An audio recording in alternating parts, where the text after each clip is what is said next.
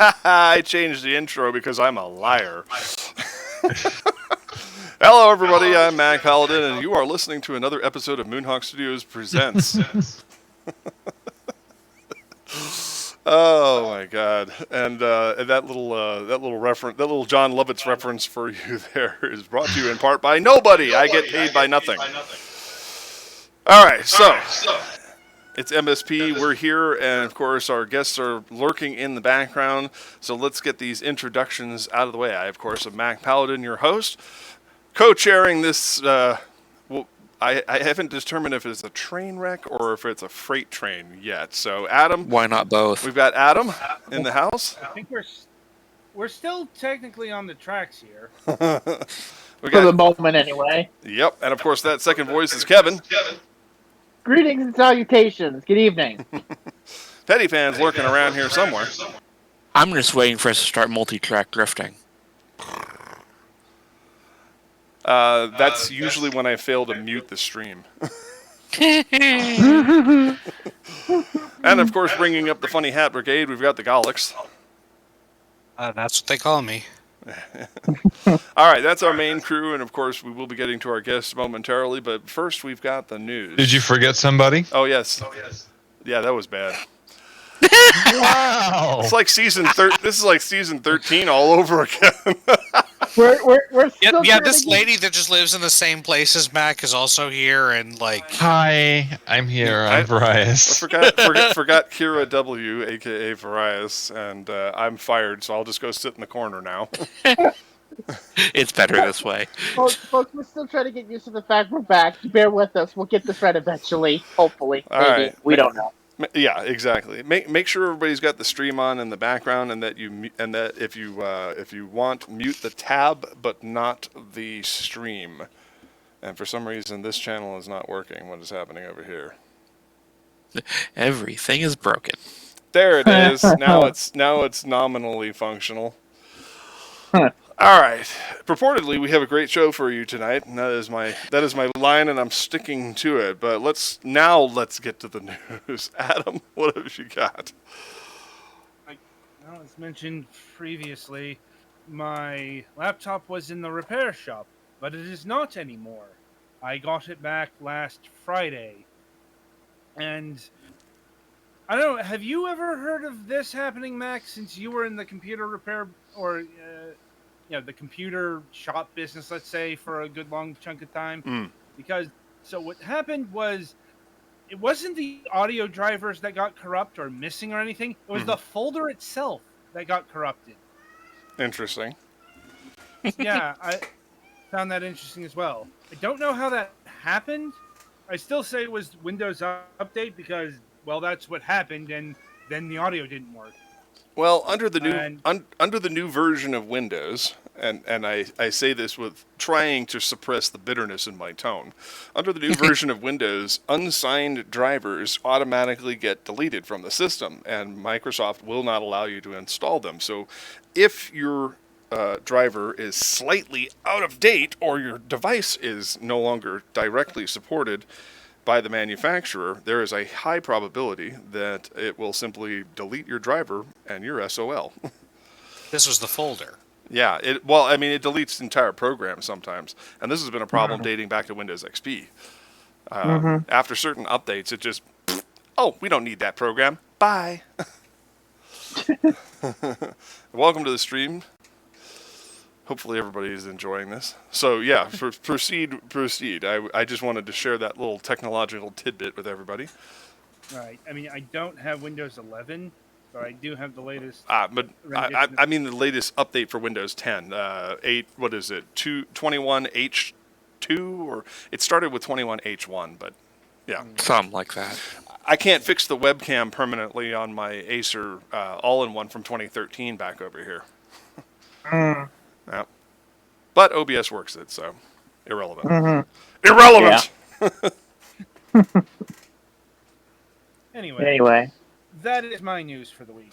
All right. Kevin, what's cooking? Well, nothing much on my end. I'm just basically doing the same thing I do every week and basically go spend a couple of days at work, which is, of course, being greeter at the local AMC, which means tomorrow I have a evening shift, and I'm pretty sure everybody knows what that is for. Yes, the Batman is going to make me some money over the next couple of weeks. All right. That's for damn sure. Considering that, I've only been making like 150, 200 before this because things were slow in the months of January and February. March is coming in like a lion, or should I say, with a bat. Boo. Yes, it's a cruel joke, and I apologize. Technically the bat, the cat, and the penguin. Well, yeah, you get it. It's like Batman. It's like Batman Returns all over again. It's like Batman Returns all over again. This movie looks better than that. Oh yeah. Yeah. Well, it's gonna make me money, so it doesn't matter to me. Fair enough. But that's what's happening in my world. All right, Kira, what have you got?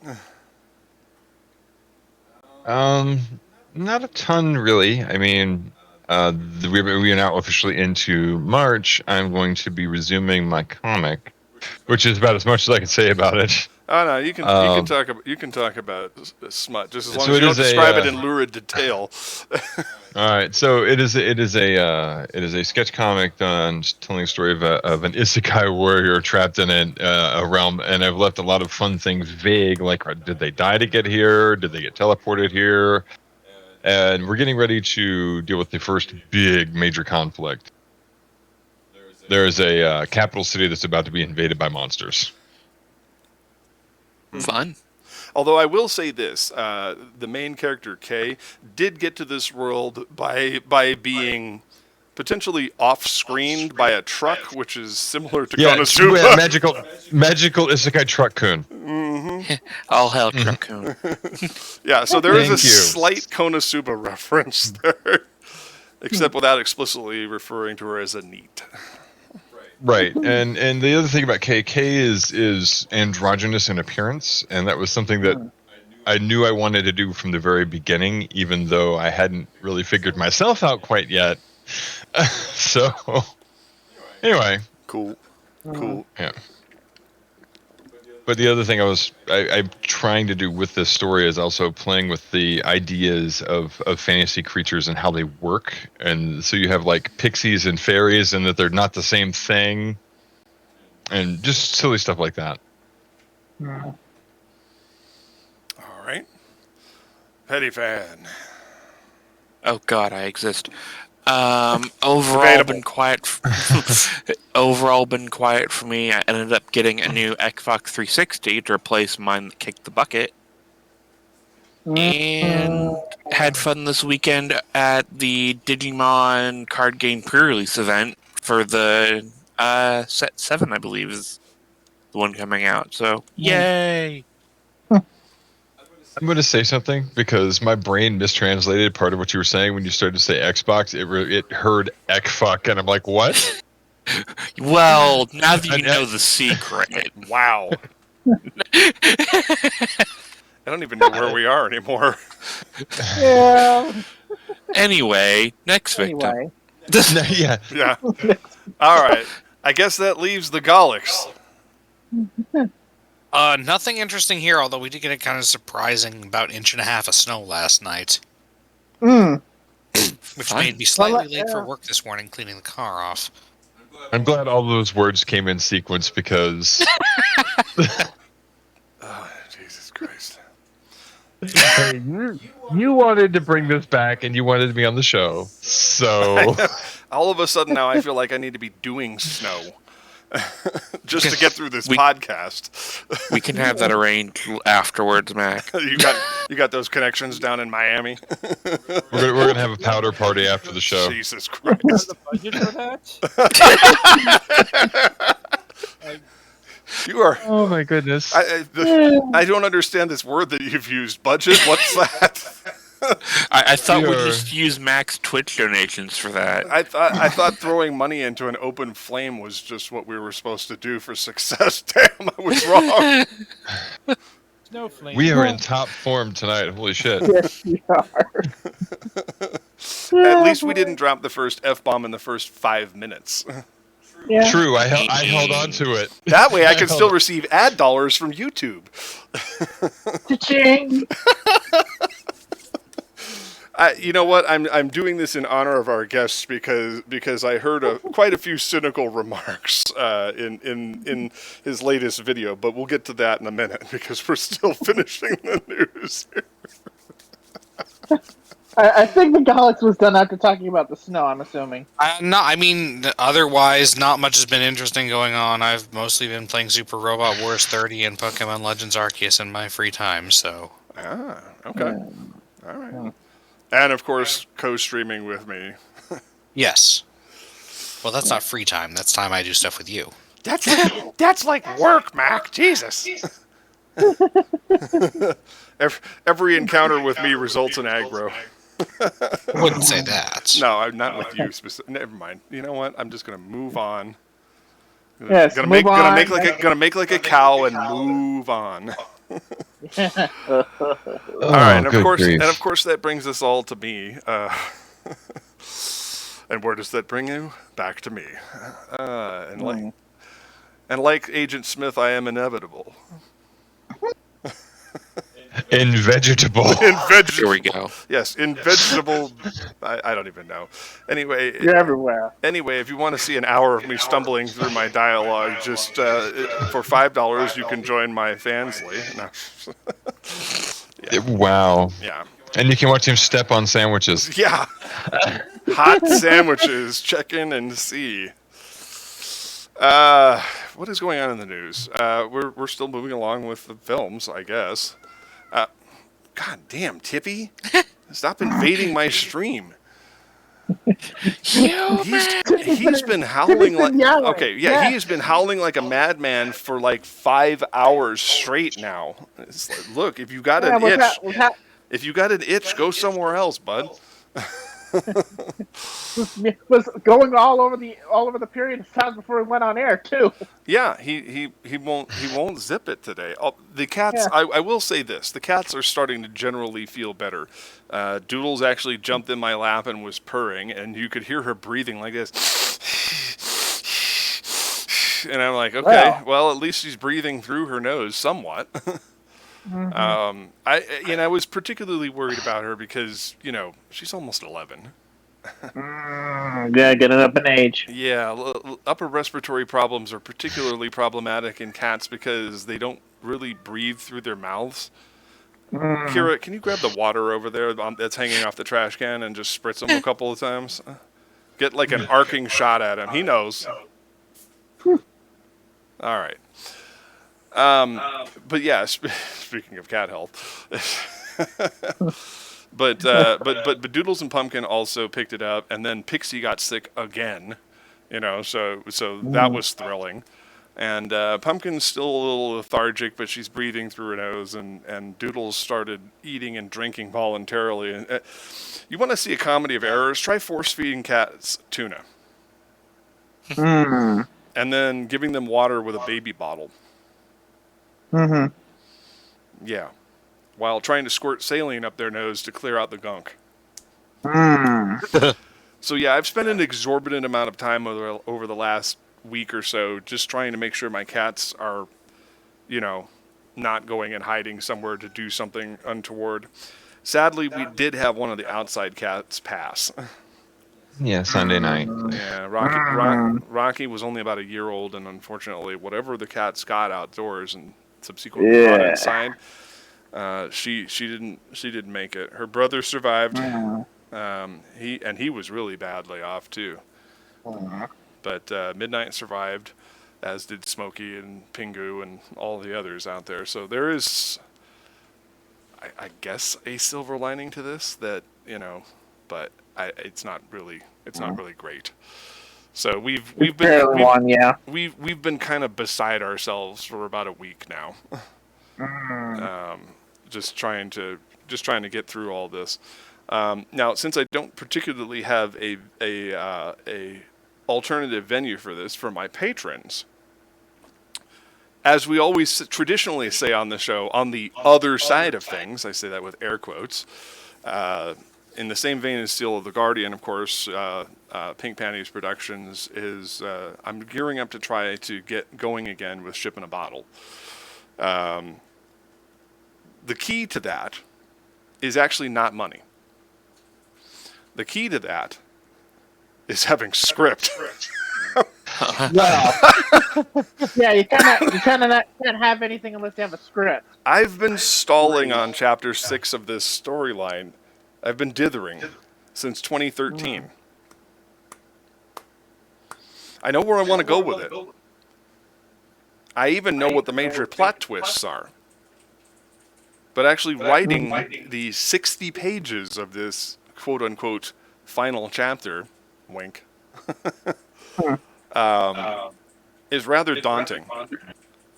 And I'm guesstimating it's going to be 60 pages. I mean, it could be more, it could be less. I don't know, but because I haven't written it yet. I may suddenly find inspiration and economy at the same time. But I haven't been able to I just haven't been able to actually put pen to paper or fingers to keyboard, for that matter, for ages. And it's pretty much the same thing with the finale of this particular storyline in Starship Moonhawk, which does bring us to a rather other important point. Anyway, it does bring us to another important point, and that is that once we complete the Mercadian affair, our days of doing webcomics on the legitimate side of things is done. To quote Markiplier, Dunzo. I'm sure he's got a trademark on that word, and I owe him money now. He has so many words that are so much fun, though. Like, we started saying dabblish instead of damage. DBS. Which actually stands for diesel boats. No, that would be DBF. Oh well, we actually dubbed something today for Baptiste where we were playing Overwatch. We called it the DDD, the Don't Die Desk. Wow. Immortality field, which is something I'm sure that our podcast could use right about now. Yeah. But Starship Moonhawk's the Mercadian Affair, the comic series that I started back in April of 2001, is pretty much going to be it for the webcomic version of it. I can't say that there won't be one-offs and tie-ins later on, but we really want to move on to animation and motion comics and stuff like that. Just I invested heavily in Live 2D, which Farias, of course, has been working very, very diligently with.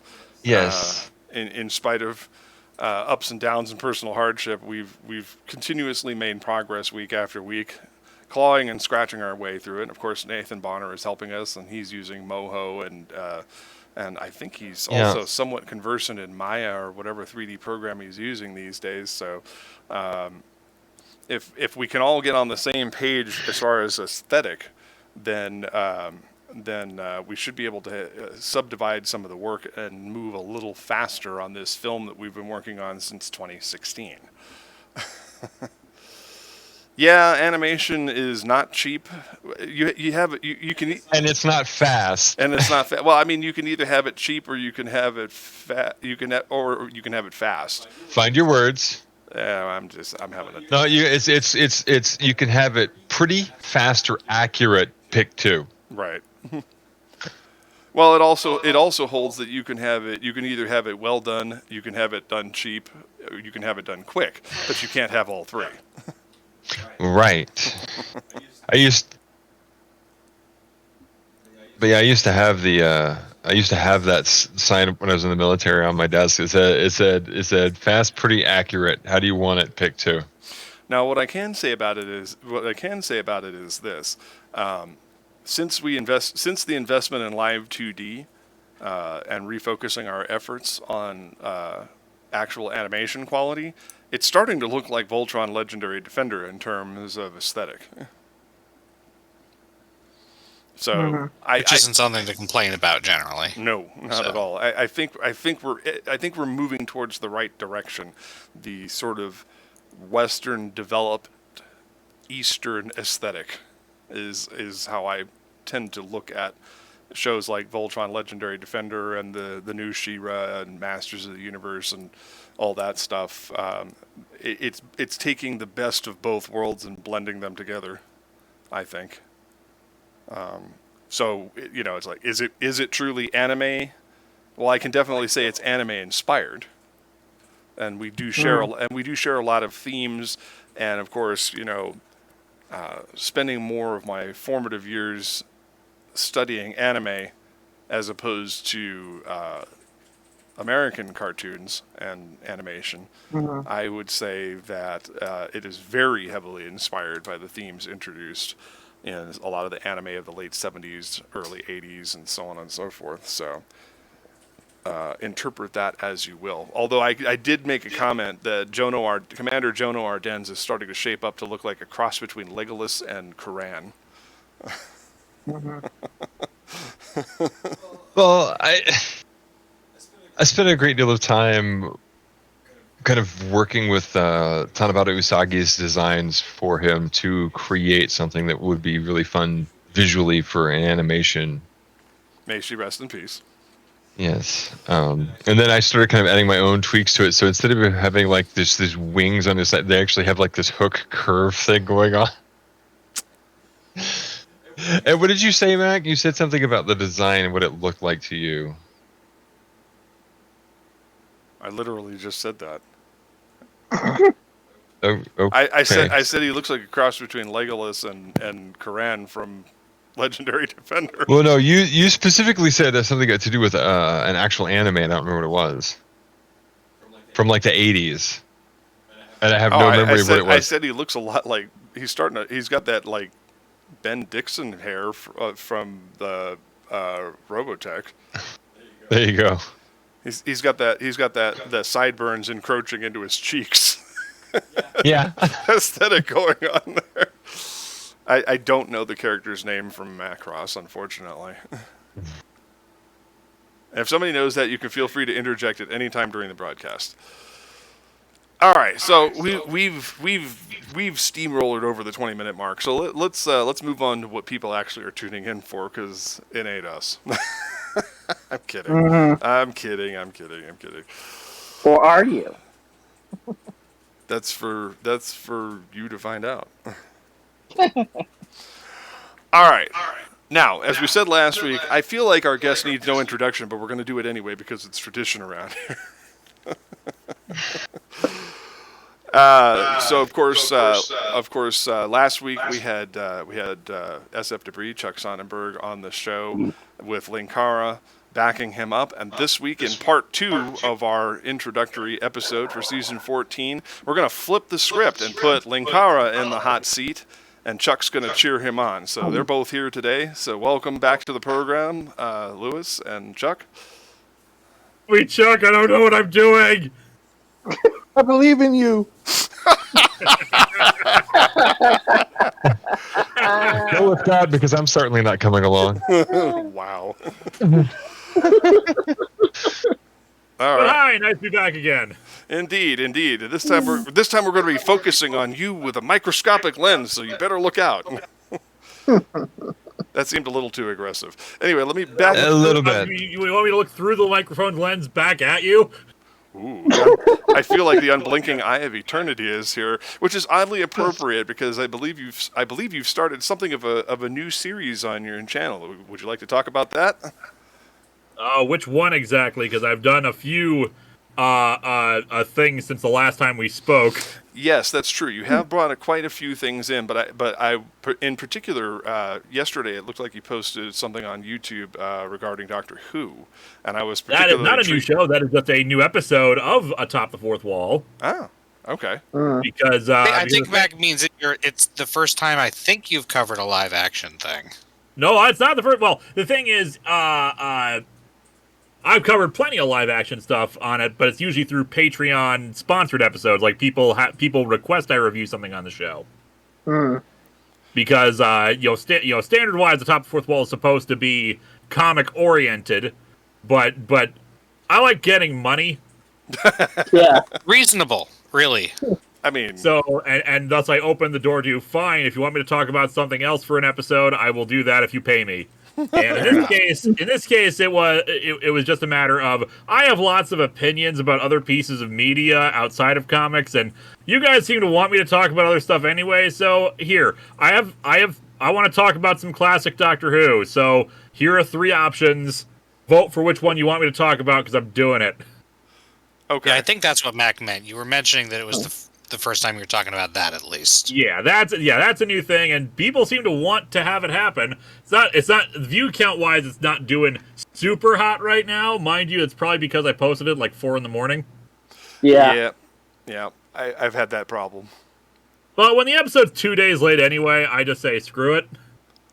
Mm.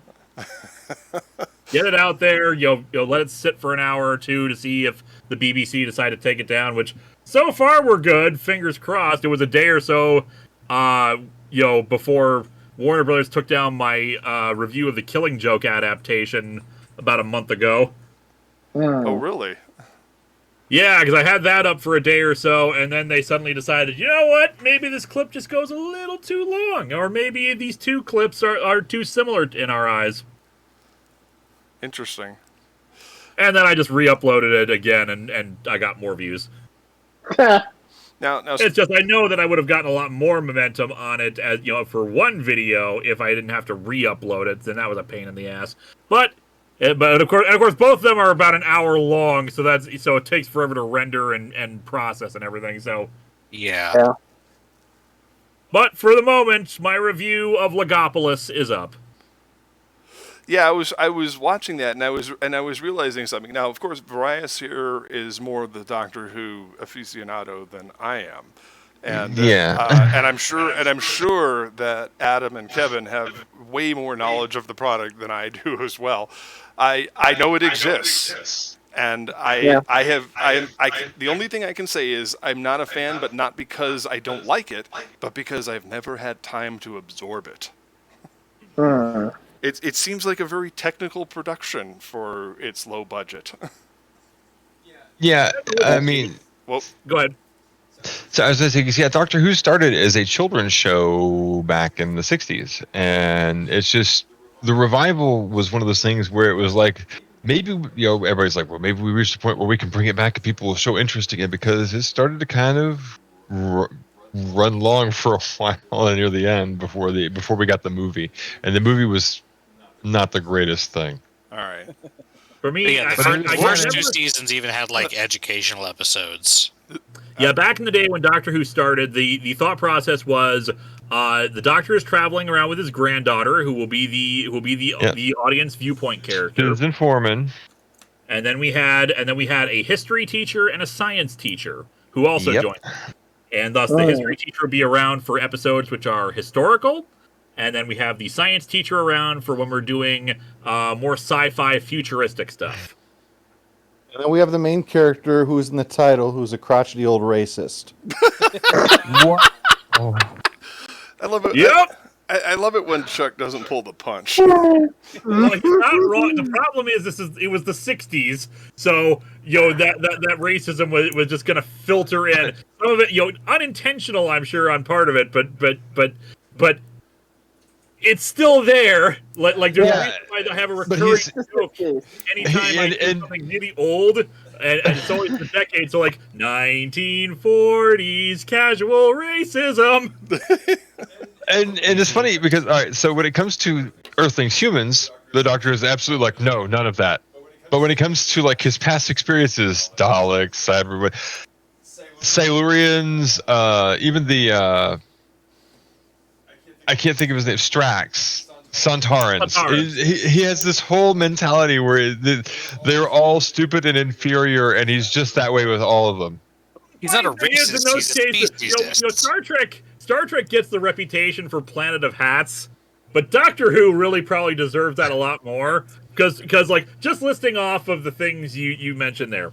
Daleks, they are all genetically bred to be war machines who hate and kill. There is no such thing as a good Dalek or a civilian Dalek. They are all programmed to hate and kill and destroy.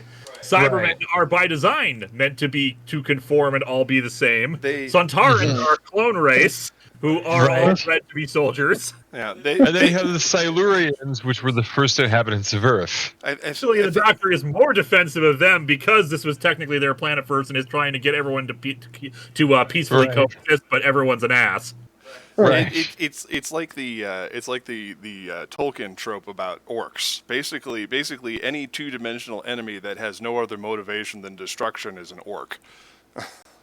Fair point. Yes. Yeah. Because if you really look at the Lord of the Rings, there is absolutely no redeeming qualities about orcs, and so this has been the contentious point that a lot of people felt was like, well, was Tolkien a racist?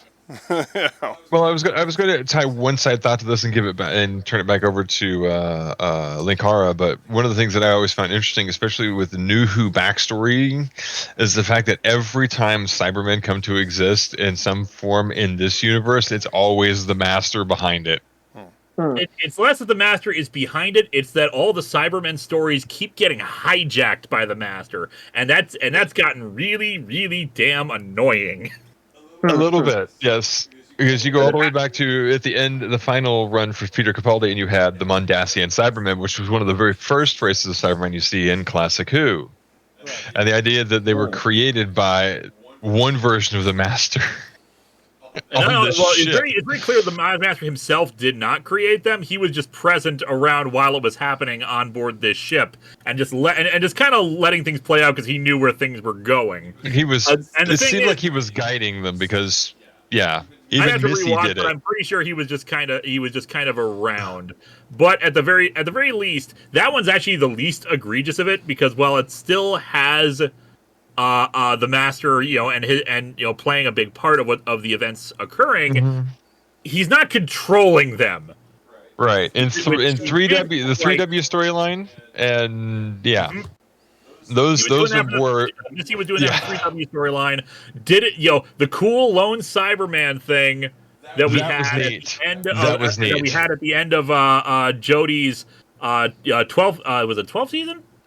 Yeah, season 12. I think it was. Yeah, I think it's and then like has this great stuff happening. We got Village of we got the Diodato storyline, which is all about Frankenstein. Great connections there. We have this cool new Cyberman who wanted to be converted and is filled with like actual rage and stuff. Like looks half converted as well. Right. It's cool. It's scary. It's fascinating. We get this intro to the next episode that the lone Cyberman gives this awesome speech about that which is dead may rise again in the eyes of a believer, and it's cool. We see the Doctor trying to use all the tricks that she's learned over the years to fight the Cybermen, and she has personal history because the last time she saw the Cybermen before all this, she lost Bill. Bill was taken and converted, and she of course blames herself. There's a fun detail you notice about her about Jodie's performance throughout this. She's always putting herself in between the Menace and the companions because of what happened with Bill and her getting shot in the chest.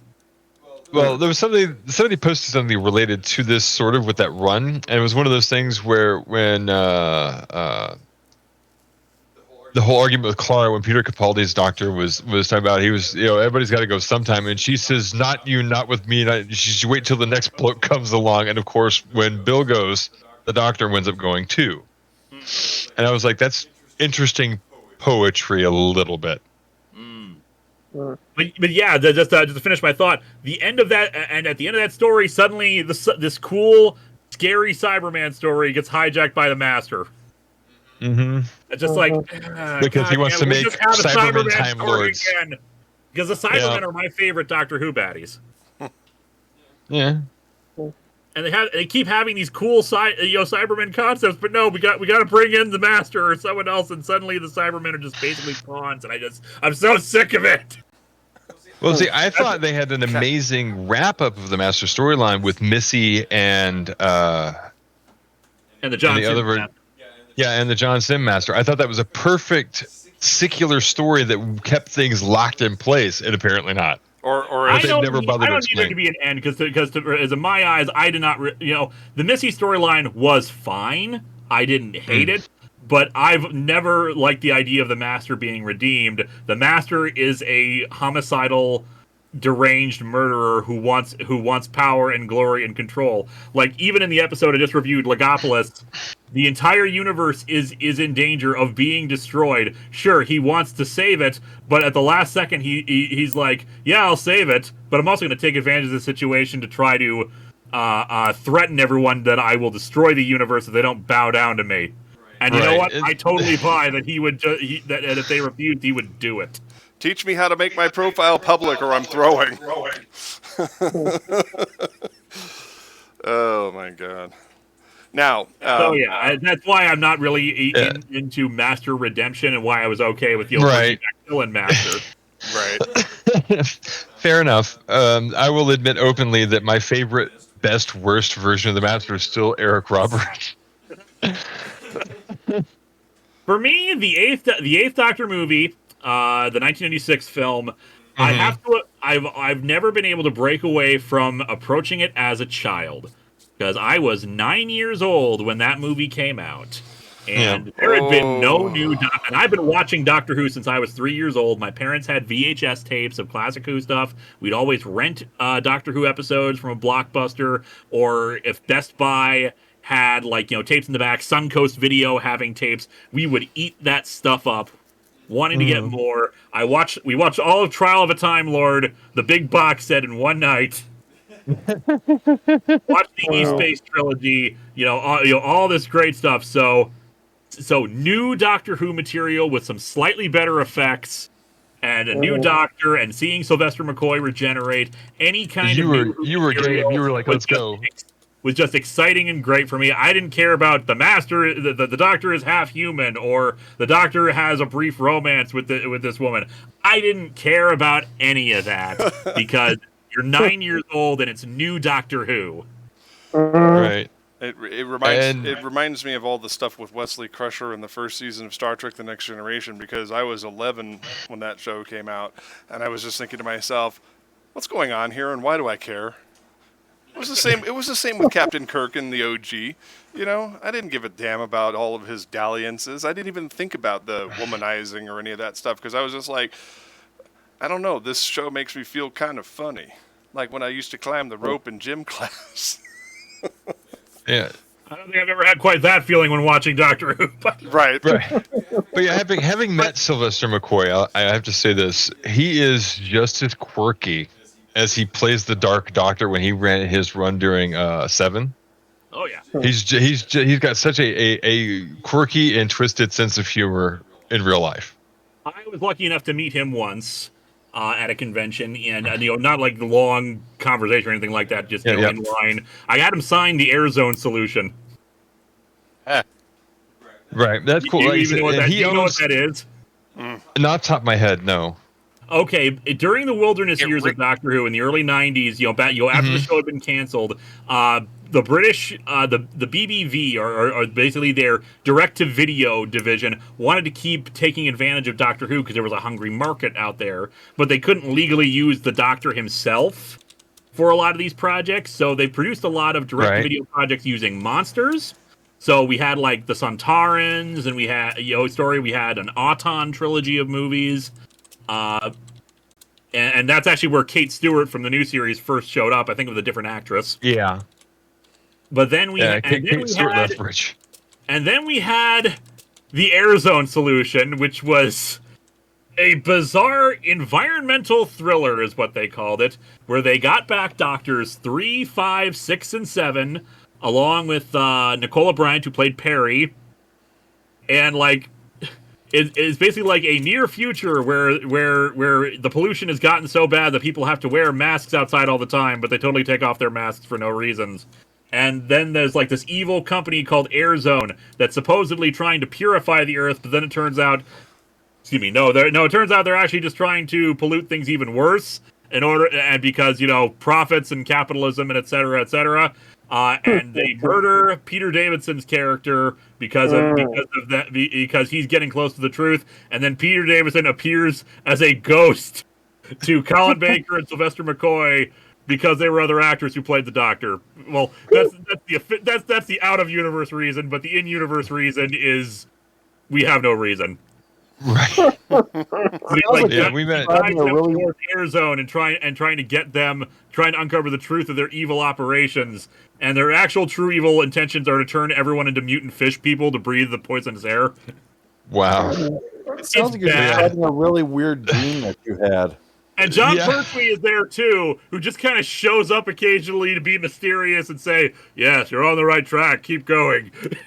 I think I remember seeing a review of this or something. Yeah, me and Phalos did a crossover review of it back in 2011 because it's so goofy and bad, and you just wonder, they were able to get all these doctors together for this.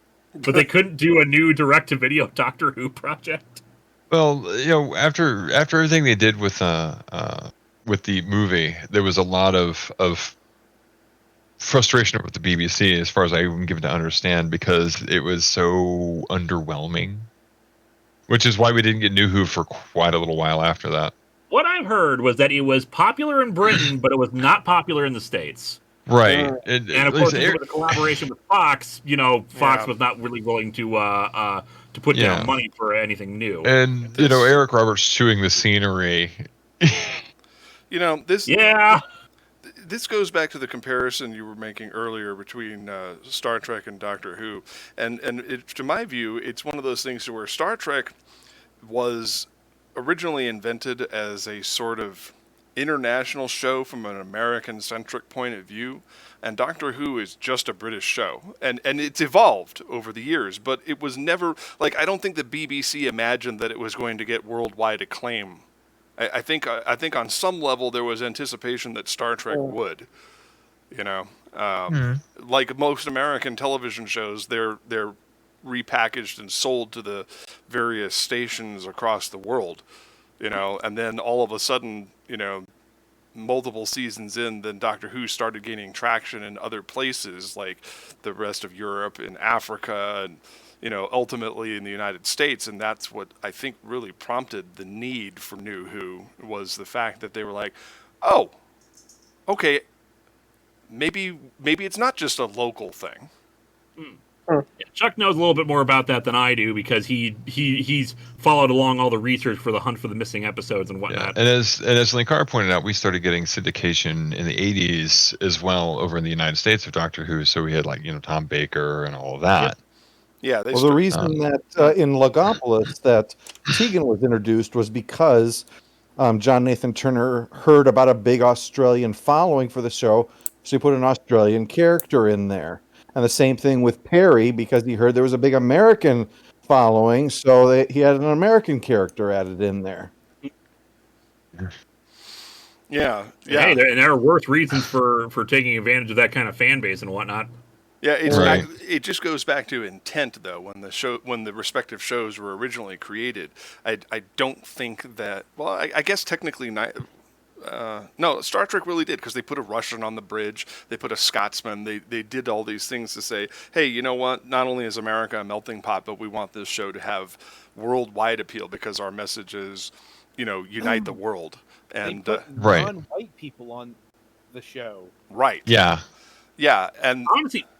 Go ahead. And then Doctor Who, we to this day we still have arguments over whether or not there should be a black doctor or something like that. It's like, because it's a British centric show. And, well, what does that assume there are no black people in England? Right. Well, but that's the problem, isn't it? That's the question, isn't it? When you go through the old classic Doctor Who episodes, a lot of it was a lot more alien centric. So there was a lot of stuff that took place on other planets all the time. And when New Who came around, they started making it more Earth centric. Right. Yeah. Because it's more relatable. Hold on. We got overlap there, Lewis. Sorry. I would say it's one of the more it's actually one of the more annoying things about New Who. I can live with us, spending a lot of time around Earth just for budget reasons. But every single companion, with a one or two exceptions for New Who, have been modern day American women or modern day American. Not American. Modern day British people. It is usually a 20-something woman who followed the Doctor around for most of the run. Obviously, with Jodie Whittaker, we had the Fam, as it was called. We had two guys and Yaz. So basically, but it's always the modern British people. It's never back in the Fourth Doctor tenure, we had one modern British woman, a cave woman, another Time Lord, a regeneration of a Time Lord, a human from the far future who had been, well, I say human, he was actually evolved from Marshmen. Long story. we had a Traken lady, and then modern British, not even British, Australian woman. Versus New Who, we have had modern British lady, modern British lady, modern British lady, Let's see. Modern British lady, modern British guy. Yeah. Okay, we did have Captain Jackson. We had one guy from the 53rd century for a few episodes. Yep, and then we had the married couple who were modern British lady and modern British man. Yeah. Then we teased 18th century British lady, and then just replaced her with modern British lady. British lady.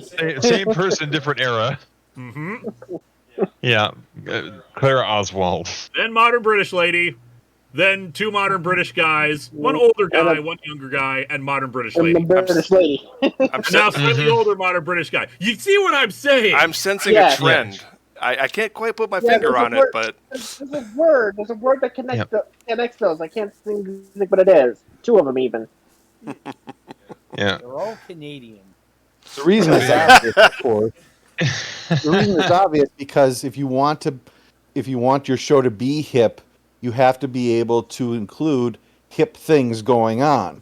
And that has to be stuff that the companion will understand. It can't be the stuff that the Doctor explains to the companion, like with all of the other companions, like Linkara mentioned. So they all have to be those modern British people, just like the target audience are.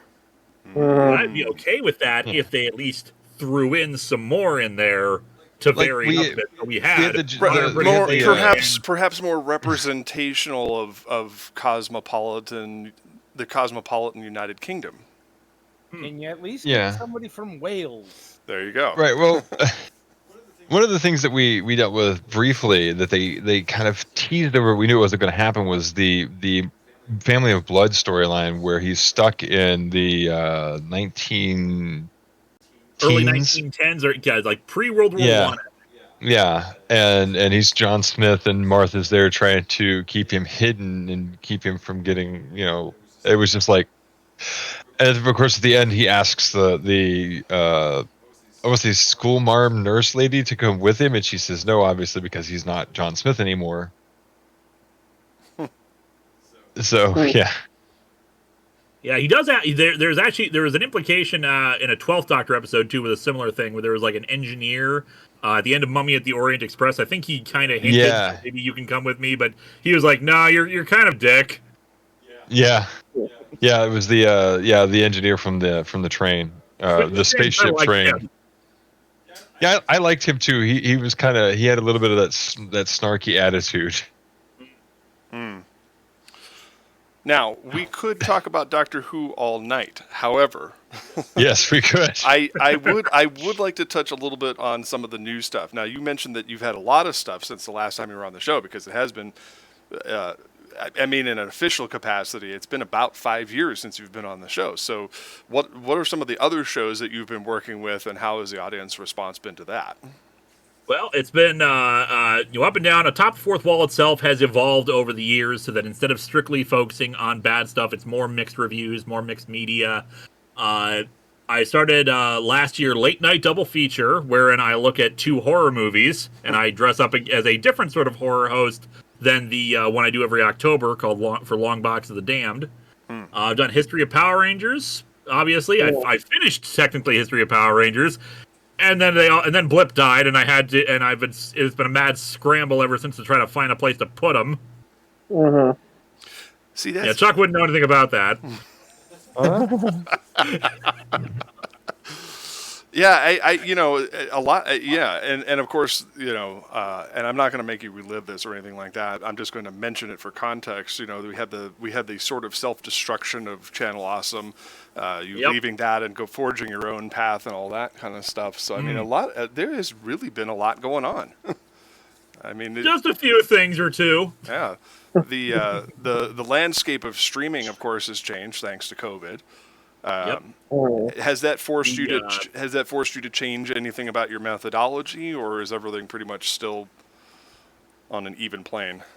Slight tweaks here and there. For instance, when I started my Patreon, one of the goals was to get rid of mid-roll advertisements in videos, because mid-rolls, especially on Blip, were completely unskippable, and can be really annoying. Some people, with the blip architecture, much as we say we miss blip, there were still little problems with it, especially for people who couldn't watch it properly. Mm-hmm. And mid-rolls would sometimes kill videos for them. They could not watch past the point because whatever the mid-rolls did not work on their computers or their phones as they watched it often in the case. So I got rid of mid-rolls as part of the Patreon milestone at a certain level. But in recent years, cost of living, cost of healthcare, etc., has gone up. So I need to justify putting mid-rolls back in. And people have been requesting more and more stuff that is longer. They want me to talk. I can't just, the big example of this was last year. People wanted me to talk about the comic book Hush, the 12-issue storyline of the Batman did. Big event, was a big interesting thing, cool story, but it's 12 issues, and if you know anything about my style, I'm a windbag. I can't quite tell, but I think you maybe have mentioned it once or twice on one of your videos. I love to talk, and I will go into details, and I'll go into tangents, and of course, as we saw just with the Logopolis episode, that will mean a video will be like over an hour long. The average Top Fourth Wall episode is like 20 to 30 minutes. So I'm doing like 2 or 3 times the amount of work for and only getting the same kind of revenue back at it. Obviously something that's an hour and a half long might get more people interested in it because they're curious what could really be taking that long. Plus, these days, my friend Quentin is a colleague of mine who has been doing multi-hour breakdowns of Nickelodeon sitcoms. Yes. The environment of videos is very interesting on YouTube because, it started out with short videos are better. Then you could do 10 to 20 minutes is okay. Nowadays, big long videos, people love them. Right. As long as you have I remember the early days. Points for people to take a break, and obviously they're not going to binge all 5 hours at once, but they'll take a break if you have a good chapter marker somewhere for them to come back to later. So longer form content is doing really well right now, and so if I'm going to keep doing that, I need to put it back mid-rolls into my videos. So currently, if it's over 40 minutes, you get a mid-roll. If it's an hour long, you get 2, and then we just keep going from there. Getting rid of mid-rolls is very reasonable when your videos are 15, 20 minutes. When it's like an hour, it's like, well, that's an awful lot of time. Yeah. I do have a question in that direction. Have you looked into sponsorships? I have, and I have been unsuccessful in finding them. I know everyone goes. There's the standard ones that everyone goes for, like Audible, Raid Shadow Legends. That stuff, Raid Shadow Legends. We all make fun of Raid Shadow Legends. Zombies in survival. The problem, but even Express then, VPN. they already sponsor so many people, they don't really pay out a lot. Yeah. No, I was looking into it for. Whoa, I'm sorry. I was looking into it with Stream Elements because they kept trying to offer me stuff, because obviously, as you can see from what's going on my channel right now, we're opting for longer format stuff, and they were putting it in there, and they're like, you could get up to $180, and I was like, holy shit, Jesus Christ, a whole 180. That's like a night of work in Uber. And I have to do it for a week. So yeah, I could definitely relate to that. I think I'm getting picked up by you, Varias. Sorry. Yeah, when you get too loud, my mic does pick you up. So yeah, I'm not against doing sponsorships. I would love to get a Shudder sponsorship. I love Shudder, and I would be happy to promote their stuff on and whatnot. Elbow. But a lot of those are much more specialized in getting it. I contacted them. Their Twitter account actually did direct me towards who I should contact for that. I offered, no response. Yeah, if the price is right, I'm totally a sellout and happy to infringe my artistic integrity for money. Yeah. Oh, absolutely. I know what era I live in. I need money. Oh, absolutely. Baby shell. Oh, absolutely. Yeah. Any era of human history ever. Yeah, and going back to what you said about the longer format and all that stuff. I mean, like I said, you look at the length of the videos on my channel now. Between the podcast and all that stuff, we had debated long and hard. Me, Adam, Varias, about the length of all of these videos and stuff like that. That's how we came up with the unusual time frame of an hour and 15 minutes for the revival of Moonhawk Studios Presents, because we want to be able to do justice to our guests, but we also wanted to make sure that it hit like some invisible magic number, if you will. So it's yeah. So you've completed your Power Rangers bit, and somebody. Well, I say that technically because here's the thing. Because like I said, I had them up. I had them up. We lost Blip. Then I had to put them up on Vimeo. Vimeo recently told me I had to take them down because I was using up too much of their bandwidth with them. So I'm going to spend all of April working on restoring the rest of them to YouTube, which means re-recording and re-editing them because I want to get the audio quality of them back up, and of course content ID. Another thing Chuck knows nothing about, right? Again, yeah.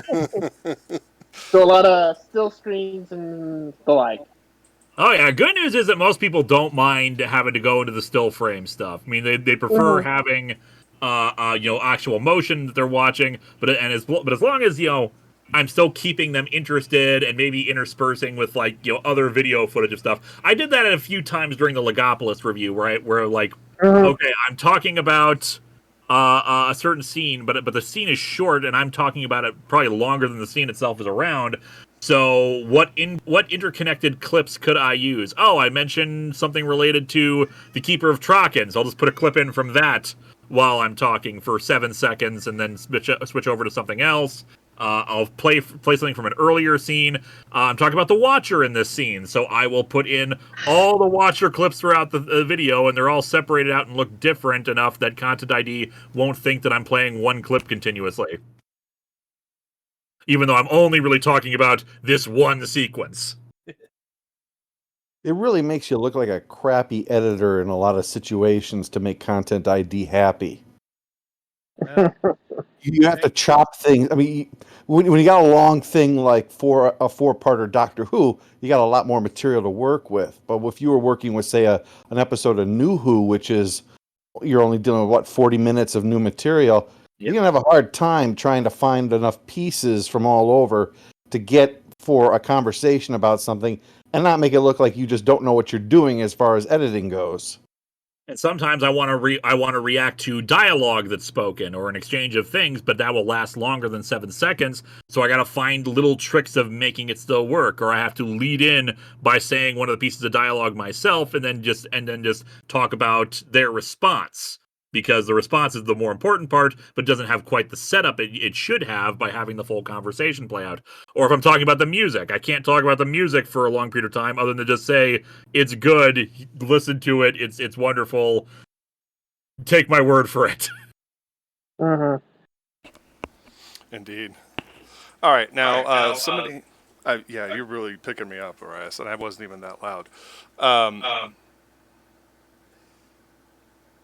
I saw in the chat somebody was talking about Event Comics Month 4. What's going on there?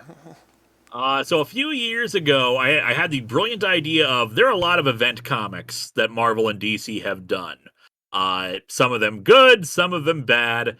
And so instead of waiting for someone else to patron me to cover it, which they did once for the Blackest Night event, why don't I actually just devote an entire month to talking about events? And I will to keep people invested in the Patreon, because I sometimes feel like I've pared down a lot of Patreon benefits, because I don't really do behind the scenes stuff anymore.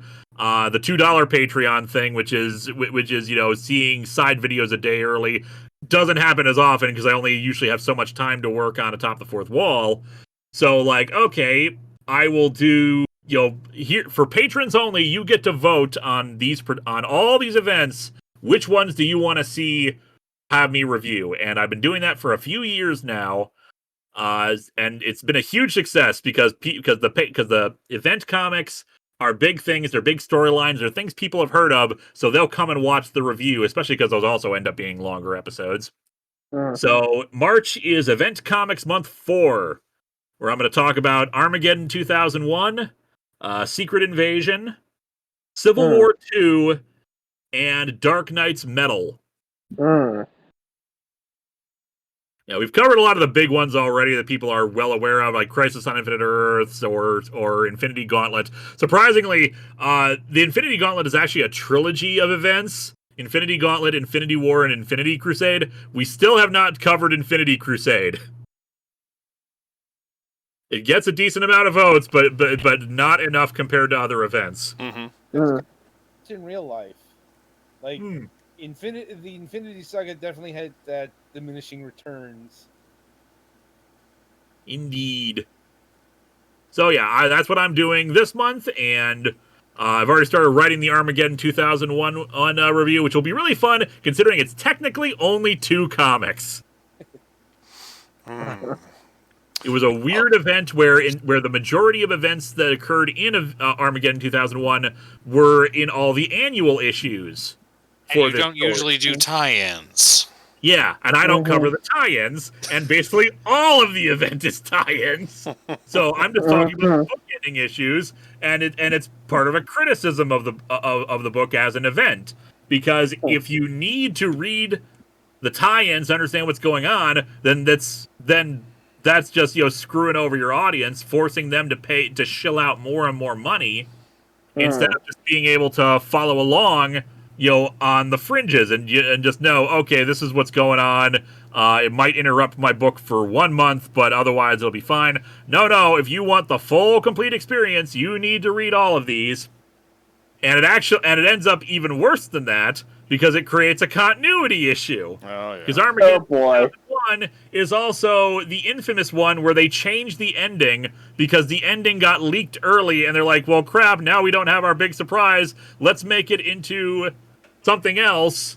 And of course, the problem being that ending is completely contradicted by something that happened earlier in the story, in one of the tie-ins. Ooh. Wow. They picked the one thing it could not possibly be. A rare early sighting of the ridiculous spoiler reversion level that some people have gotten to. And this is especially fascinating because this was pre-internet. Yeah, pretty much. And yet somehow everyone got spoiled about what the ending was going to be, and yet it was not like spoiled online on like Twitter or anything like that. This was 1991.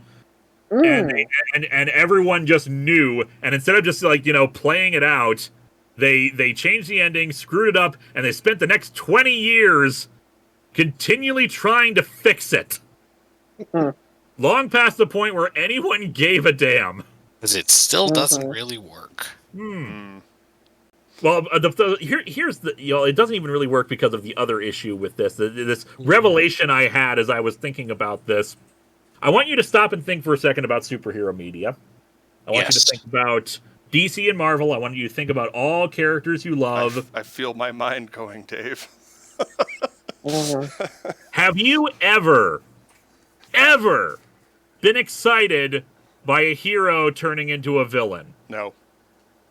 No. Not really, no. In fact, this ties into my Let's Play series of City of Heroes Homecoming that I've recently started, and that is, when we talk nostalgically about the series, one of the least popular aspects of the original game was going rogue.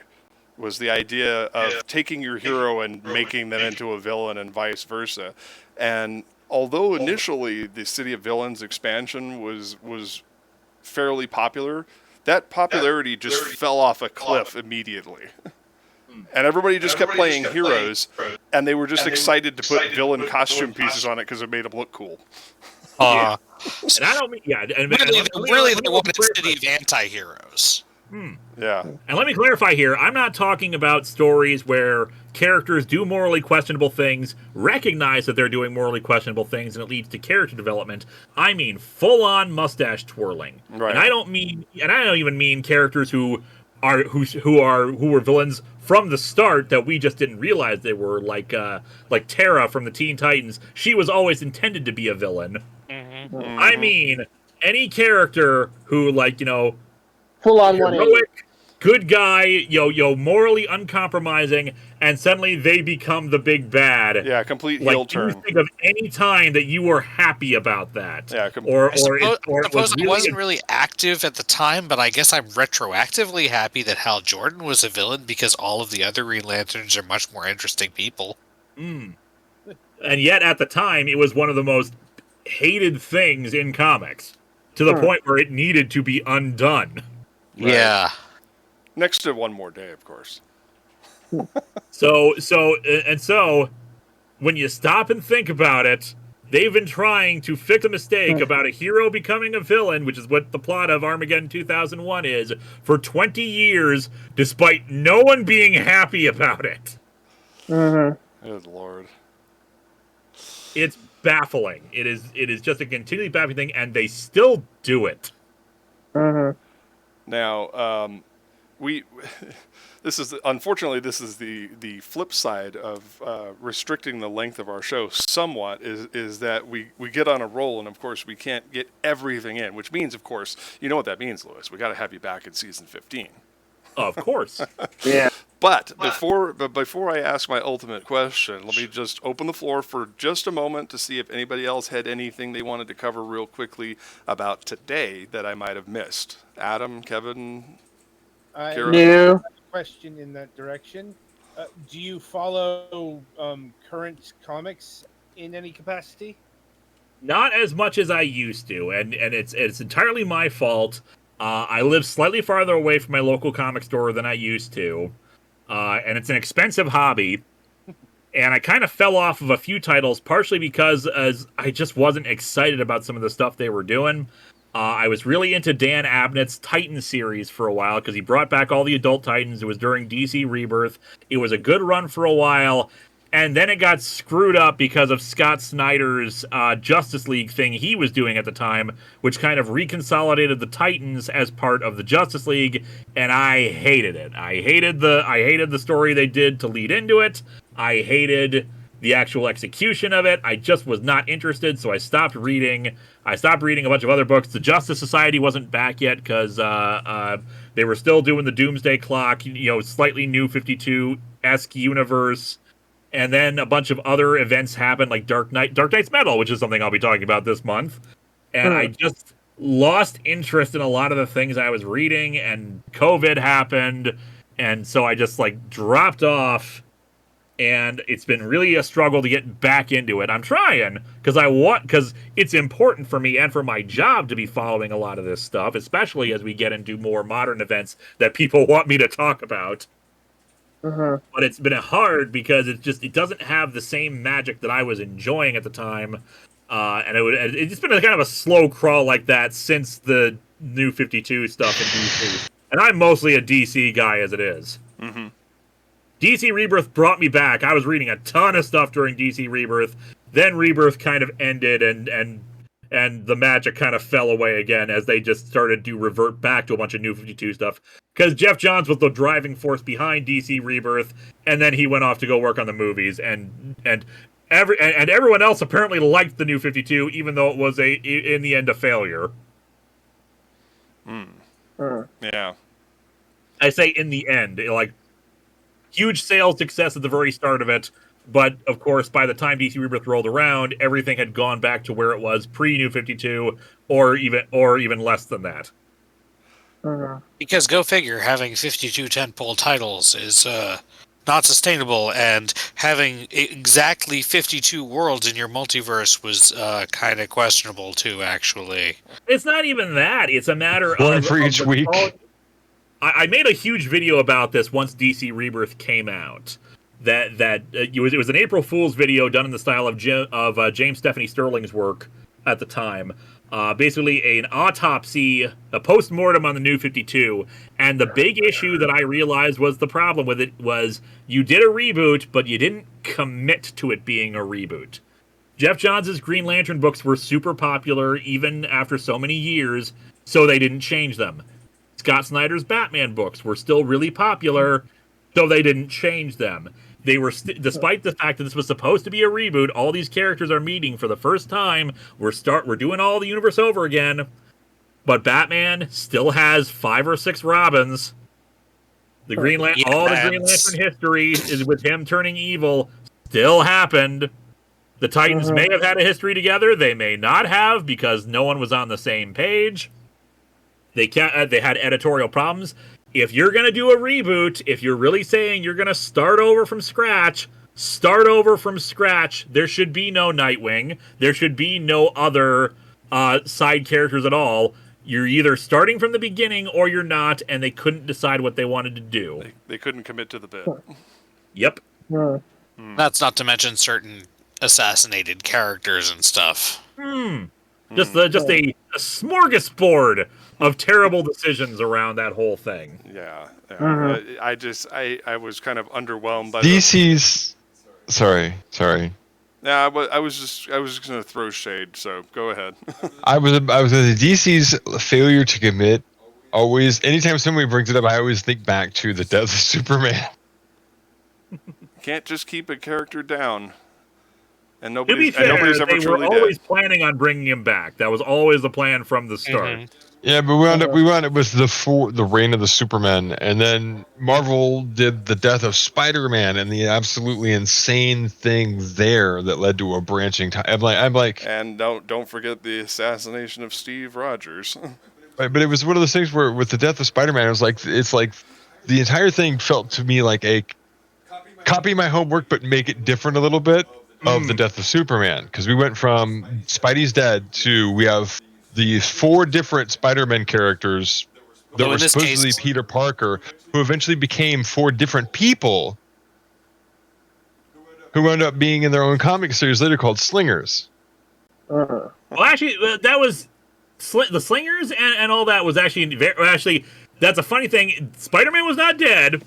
What happened? I know he wasn't. He He faked his own death. Yeah, he. What happened was that Norman Osborn framed Spider-Man for an assassination. So like he couldn't fly. There was a huge bounty put on him. So he's like, okay, I can't be Spider-Man anymore for at least for a little while until I can prove my innocence. But I have all these powers. Why don't I assume some other costume identities so it's not obvious, so it's not obvious that it's just me again in a different costume. So he created Dusk, Prodigy, Ricochet, and Yellow. Was it? What was the other one's the Hornet? name? The Hornet. The Hornet. Thank you. So I picked up one issue of it with the Ricochet, and I did not kind of get it at the time. I don't think I actually bought it, but I read it at the newsstand because they still had comic books. Cool because he was like using his creativity to be different sorts of to use all his powers in different ways. Dusk was another alien costume, but not a symbiote. So it allowed him to sneak around and like climb on wall and use it as wall crawling. And he used that part to try to get the actual assassin, the trapster, to admit what he had done. Prodigy was a standard traditional. I'm a great superhero. I'm a Superman type kind of hero with like super strength with just a slightly more muscly suit. Ricochet was a slightly more roguish type who could do all the acrobatic stuff, and Yellow Jacket was using. It was not Yellow Jacket. Hornet was using a like anti-gravity harness that he had acquired from someone else, and using like Stinger technology he had borrowed from Ben Reilly, and basically just being a slightly more tech-themed superhero. As of course, Norman Osborn was exactly the kind of guy who says, "Oh, I wouldn't want to take on my arch enemy personally. I want to have all these other bounty hunters come around and take care of him instead of me. I'm definitely not the kind of swings his own fists." Any of that? I might have given it away. But then once that storyline was over with, the identities were still around. So Marvel's like, let me put them in another book and give the costumes to other characters. I have a lot of bitterness about the bringing back of Norman Osborn from the 90s, so sorry. I'm going to step on toes there. I actually have a question for Lewis. It's okay. No, I completely understand, and the Clone Saga is a whole mess with that. I actually have a serious question for you, though. All right, go ahead. What would you say is the most difficult part of your job that most people probably don't realize is a difficult part of your job? Good. Like the thing that people probably don't realize is a chore or a problem for you that you would have to regularly cope with.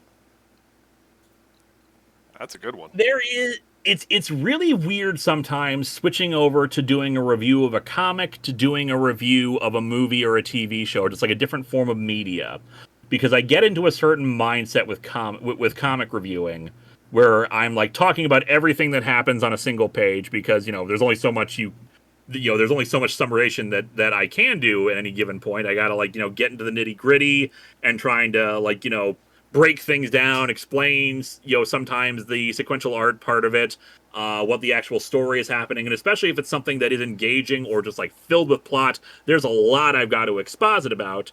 But then when I swap over to a TV or movie review, it can really mess with my head trying to do more summarizing, and because I have to move along with that,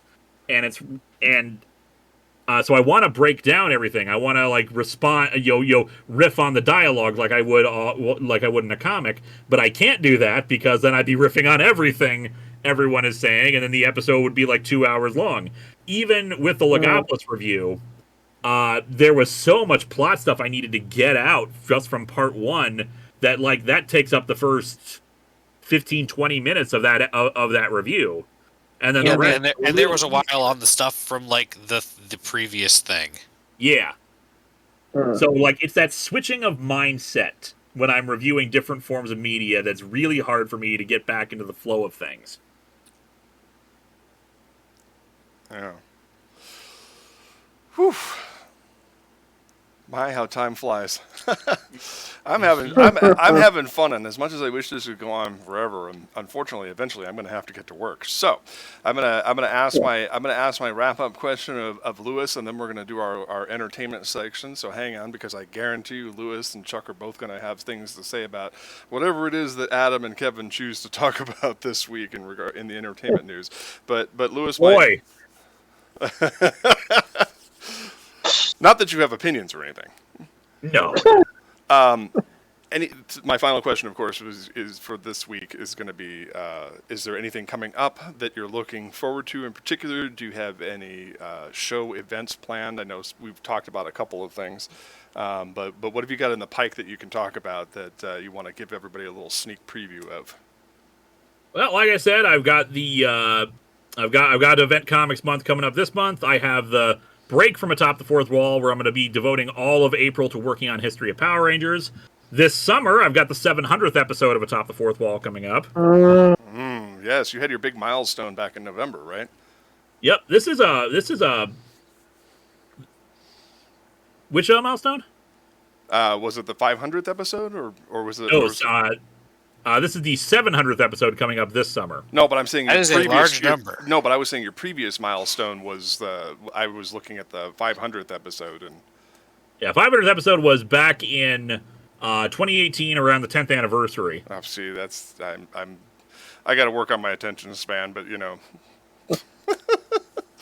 It is all good, but yeah, the 600th episode I covered was Spider-Man Sins Past, which was I'd say a blast, but probably the wrong phrase for that, considering that comic sucked. Wow, 700. But yeah, I've also got the 10th anniversary of Long Box of the Damned this October, and I've got some fun stuff planned for that. There's a lot of stuff. This year, I'm finally gonna I say this every year now. I'm gonna finally conclude the Contest of Champions storyline in my show. Jesus. 4 or 5 years now. It was supposed to be a fun thing we do, and it just keeps getting stretched out. Oh my God. Well, the next time I might say I want to do a tournament arc, just frickin' punch me. Unbelievable. You should have learned from all the shonen shows that do it. They always go on forever. But that's the thing. Everyone was so excited about that. They were so happy. Then it turned out like all those other tournaments where you just eventually lose it. Yeah, Hanumar Arndt said it's the Sleepwalker all over again. The problem being the Sleepwalker was a very complicated, serious storyline. There was a lot of elements at play. the Contest of Champions, the problem is I have other people involved in it. It's very special effects heavy, and I only have one guy doing my effects. That poor guy has his own life. Oh my god. Oh my god. Wow. For anybody who was keeping count of our averages here, if Moonhawk Studios Presents had continued unabated from 2008, when I was podcasting with other people, from the start of the show until today, we would have been on episode 672 today, based on our averages. Whew, 14 years. Good God. Doing weekly content's hard. Oh, I know.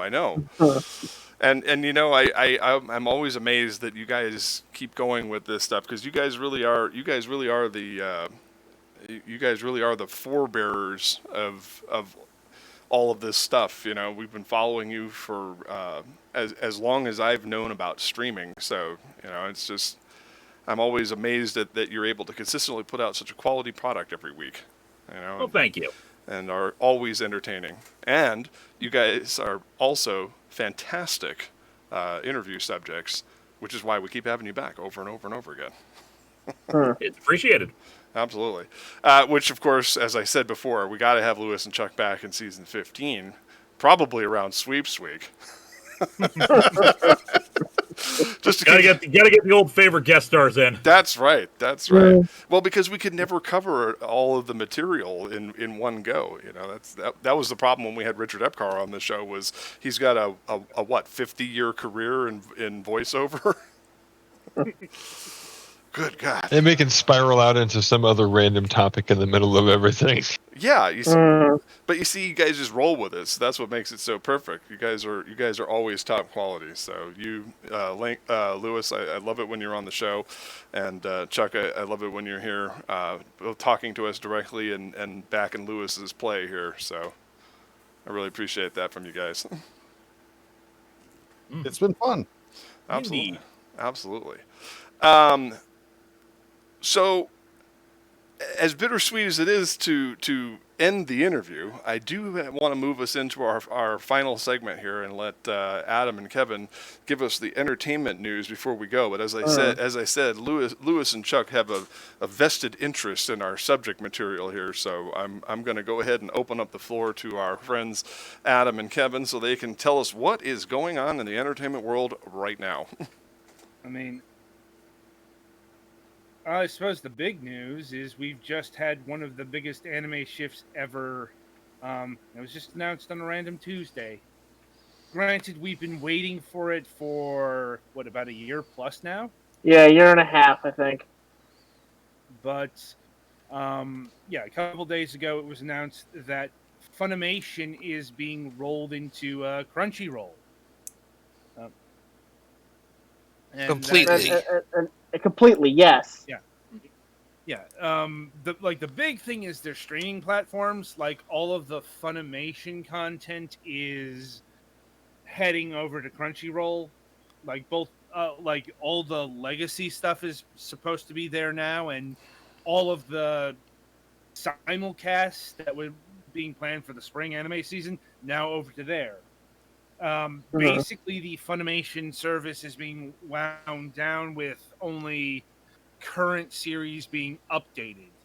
Like if you're watching Attack on Titan on the Funimation app, you'll be able to watch all the episodes there and get the simuldubs. At least that's what I understood that to be. Mm-hmm. Yeah, it's not that surprising from what I've heard. I'm not the biggest follower of anime stuff, but of course, a lot of my friends and colleagues are, and they've been talking about this. And from what I understand, Funimation itself as a streaming platform was just limited because it's all just Funimation titles versus Crunchyroll, which has a larger selection of material present. So folding them into Crunchyroll just makes sense to do. Right. Like, that is one way to look at it, but a lot of people are confused because, well, here's the thing. A lot of people consider Funimation to be the bigger name here because, that's the name that brought us Dragon Ball and Yu Yu Hakusho and Full Metal Alchemist and just a whole list of anime titles that have broken through to the Mhm. mainstream. Sure. Yeah, last year on Last News Desk on the Left, we actually talked extensively about the merger and all that stuff. I even made a funny logo, but I'm not going to put it up as an infographic on this week's episode. I don't want to go looking for that. Yeah, we were expecting that eventually at some point they were going to have to either fold Crunchyroll into Funimation or vice versa. It turns out they chose vice versa because I guess Crunchyroll has more of a connection with the Japanese market, essentially. Well, yes, it does, because one of the things that Crunchyroll did, like back in the day, was get onto a lot of production committees. Exactly. Okay. Among other things. It's also, keep in mind that Crunchyroll is the newer entity that Sony just paid a lot of money for. Yeah, they bought it off AT&T. Yeah, and they bought this for over $1 billion. Mm-hmm. Now, granted, I remember Funimation costing about the same, but they've had that since, 2017? 17, 18, yeah. Yeah. So so it makes more sense that they are going to merge the legacy thing into the thing that they just bought.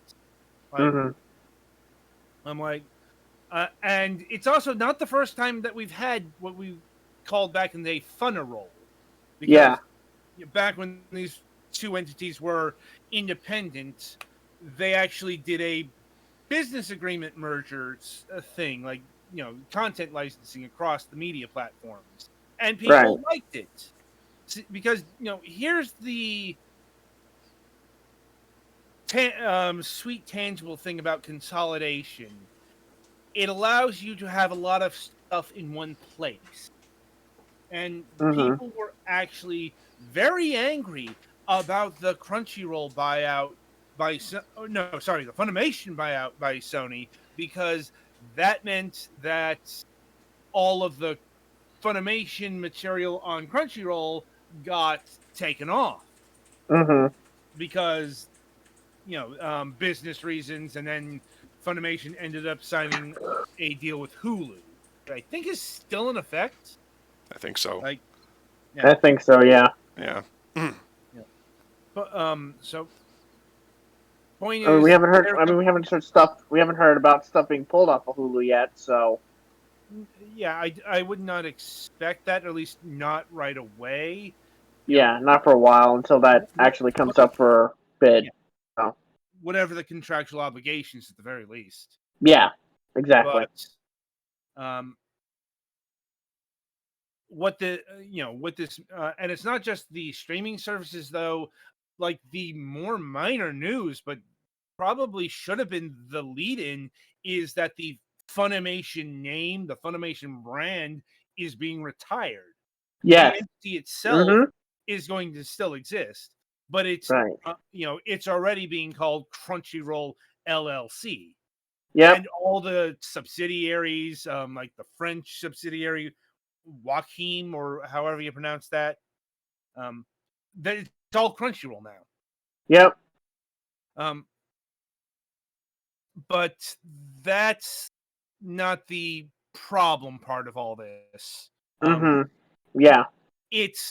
Kevin, you can detail this a bit more, because you went off on a rant on Twitter. Well, I mean, we all pretty much knew that Funimation and Crunchyroll, they were eventually going to merge at some point, because, you have to, Sony owns both of these things now, and usually in this day and age, you can't have two things, you got to put them together. So that was obviously going to come. The problem is, and the biggest problem was, is that this was announced at, if I recall correctly, 9 or 10 in the morning, and it was announced that everything was going to be changed that day, today. Instead of on April 1st, or May 1st, or June 1st, considering that we're usually getting up close to the end of a quarter here.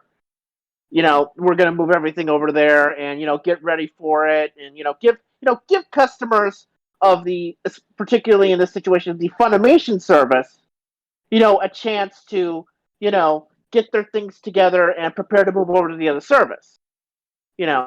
particularly in regards to those who are on the annual plan, who just got got renewed like last month before, within the last 2-3 months. Day of. No, but Yeah. this announcement was that that day.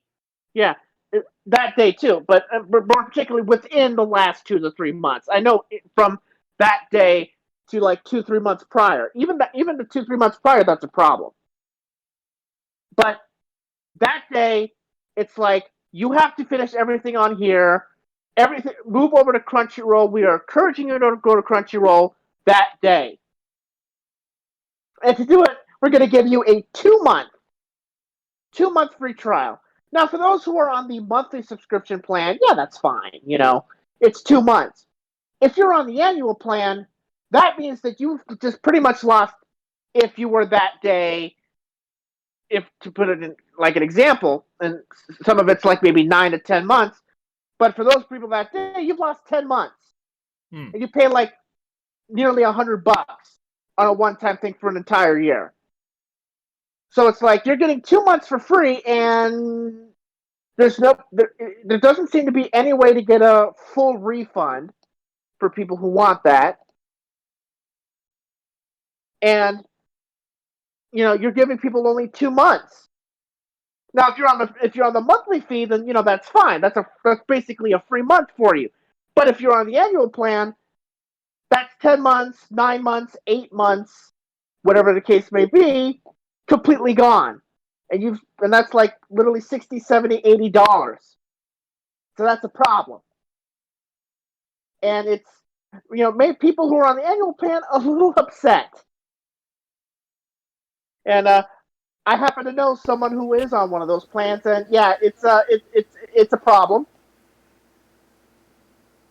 So it just feels anti-consumer, which in this day and age is probably was probably whatever. But I figured I just would want to speak up for them, Yeah. because somebody has to. All right. It is. Mm-hmm. Adam, you sound like you're a mile away. Yeah, you've been a little bit quiet this whole time. Like I could understand you, but you were just kind of far away. Sorry. How about now? There we go. Yeah, now you sound like you're in the studio with us. Anyway, I guess moving on, since this is an episode that we featured Linkara on, not comic news, but Marvel news, since there's been a lot of buzz about it. All of the Netflix Marvel shows have officially been announced for Disney+. They're coming in March 16th, if I'm remembering correctly. Mm-hmm. Yeah. And this is significant for a few reasons. First of all, if you've watched the Netflix Marvel productions, they're a bit more spicy than MCU fare. Which makes one wonder if there's going to be editing done when they put them up there. We've got the answer to that. They're introducing parental controls alongside the Marvel Netflix stuff. Yeah, they took some heat. They took some heat for the editing, didn't they? Yeah. Yeah, they did. Also, look, there's no way they're going to edit the Punisher. Yeah. The Punisher. So there's no point in trying. You mean? You mean the edited version being the opening and closing credits? More or less, because remember, and even then, a couple seconds chopped out. Because remember who the Punisher is. He's a vigilante who shoots people. Right. And it's like, guess what? Like, he does that in this show, among other things. Like, he gouges eyes out, for example. Yeah. Yeah. So Disney was going to have to people suspected all these things were coming to Hulu, because that tends to be, at least in America, where all of the edgier Disney fare goes. Overseas it's a different thing, because they've got this Star brand, which they use for, Family Guy, 24, that sort of thing. Yeah. It's just that because Marvel's decided to canonize some of this stuff in the broader MCU, they need to actually have it with the rest of the thing in case anyone wanted to binge through it. Yeah. Mhm. That was going to lead to my point I was going to make. It seems like they're relaxing their stance on legitimizing this stuff that went before. Well, that's because all of the rights issues have expired. Yeah. Disney was actually There's a few. Well, Yeah. there's a few things behind the scenes here. The Netflix versus Yo split is one thing because obviously they did not have Disney Plus at the time. That's certainly part of it. Part of it is also just the internal politics of Marvel between Kevin and Feige and like Perlmutter. Oh boy. Yeah. Yeah. Our good friend Ike. That's a whole thing. Basically, what happened, we got the split of Marvel Studios and Marvel Entertainment. Yes. And now like all the Netflix Marvel stuff was done by Marvel Entertainment and ABC Studios. Mhm. Plus stuff has been Marvel Studios proper. That being said, it does look like Disney wants to at least continue Daredevil, considering, you had Daredevil showing up in Spider-Man No Way Home and Kingpin showing up in Hawkeye. Yeah. Hawkeye. Well, just I've heard nothing but praise about the Daredevil series in general. So it was really a matter of why waste something when we are something good to have to start it all over again when we have something that we can already take advantage of and use well in our in all this. Right. Mhm. Yeah. It's more a question of, is there going to be a Daredevil season 4? Nobody knows. Like, Yeah. at least not right now. Right now, they haven't talked about that. I'd say, clearly they have plans for Daredevil, at the very least. The other Defender shows, it's hard to say. Mhm. Hopefully they don't have any plans with Iron Fist. I know people like season 2, but just the whole concept of Iron Fist is not good these days. Mm. It was something that was very born in the 70s, you can tell. We've already seen that, with Shang-Chi, that we can have an Asian-led series focused around martial arts, and I say let's just do that. Let's revamp Iron Fist and just make it an Asian character like it should have been from the start here. Yeah. Yeah. But once again, that was done under the auspices of a different regime. Yeah. Well, just pretend it didn't happen. Yeah. Am I the only one excited at the thought that parents are seeing, Disney has that Doctor Who David Tennant guy on there. This has got to be a great character. I can't wait to watch him. And then you get Kilgrave, and everyone's like, "The fuck just happened?" Yeah. I don't know how the hell they'll handle Jessica Jones. Man, that sounds like a great character. I still need to actually finish season 3 of Jessica Jones. Shows, and I know that there's just yeesh. Don't remember anything about Jessica Jones beyond season 1. It was. Oh God. Well, that was kind of the problem with the Netflix Marvel shows. It's so much padding because they were all 13 episodes long, and these are streaming shows. So, you know how much padding you get in one of those? Multiply that by a factor. Well, just remember, Draken Mensch, Purple Man, the color purple hides the blood. Real well. That was the reason that people of means back in medieval times used to wear that color. It hides the dirt and the blood really well. Also, Marvel Agents of S.H.I.E.L.D. is coming along, but literally everyone has covered that as an afterthought. Yeah. Yeah. Probably because, that series ended, and it's also, nobody's really sure if this is in continuity or not. They certainly tried to make it, from what I understand. Yeah, they tried to look like that, on the side.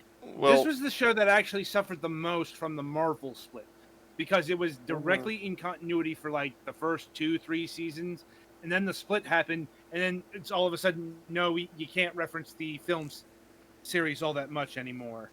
So there are two Darkholms. Yep. Yeah.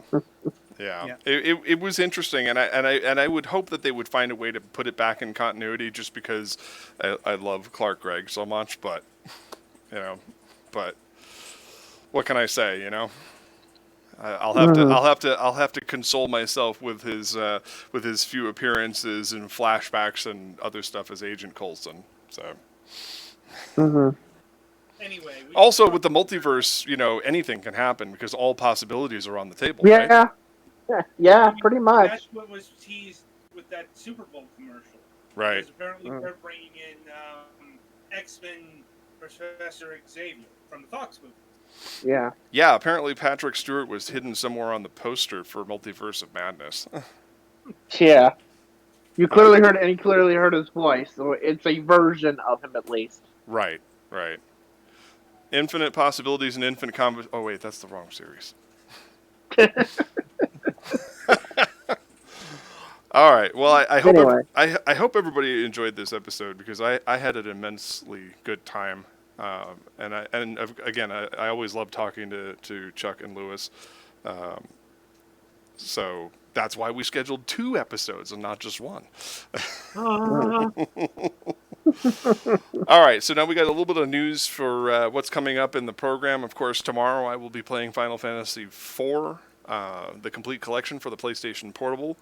I'm not beholden to any speedrun guidelines, so I play it on an emulator, but I don't use any cheats. I'm just trying to play it as legit as possible, and so that's coming up. And of course, next week we have voice actor Corey J. Phillips on the program, and Varias actually had a minor correction for me about that whole Sans thing. You looked it up, didn't you?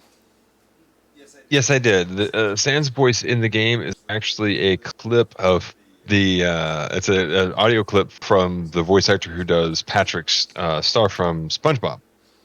Okay, and I can't think of his name, but it's not Corey J. Phillips. But what was the thing I saw on his Twitter? That was the thing I was confused about. I'm uncertain. I went through his IMDb list. He's mostly done video games and fill voices for a lot of anime and video games. Okay, and he's got a pretty impressive body of work, so I highly recommend that you check him out. He's on my follow list on Twitter, so be sure to look at him, because I think it's going to be an interesting interview, because of course he is listed as being a Funimation actor, so lots to talk about. Yeah, good, timely. Exactly. Very timely. So once again, big thank you to Lewis for coming back and talking to us today, and of course Chuck for coming along and adding color commentary. No problem. Great. Absolutely. And we will have you guys back on season 15. That's a promise. It's just a matter of us getting through this season and figuring out where we want to do this. And of course, that'll be dependent on everybody's schedules. But again, I thank you for making this an easy transition back into the show for us for our brand new season after being gone for so long. It's always great to talk to you guys. All right, so that's it for this week's Moonhawk Studios Presents. I hope you enjoyed our show, and don't forget to follow. If you want to avoid commercials in the future, of course, subscribe. And like I said, Varias and I co-stream at least 3 days a week, so be sure to check us out and check out the schedule and all that good stuff. And of course, you can follow me for updates on my social media, particularly on Twitter, which is what I'm focusing on these days. So that's it. Until next time, I'm your host, Mac Paladin. Thanks for watching. Stay safe out there, kids. Be well.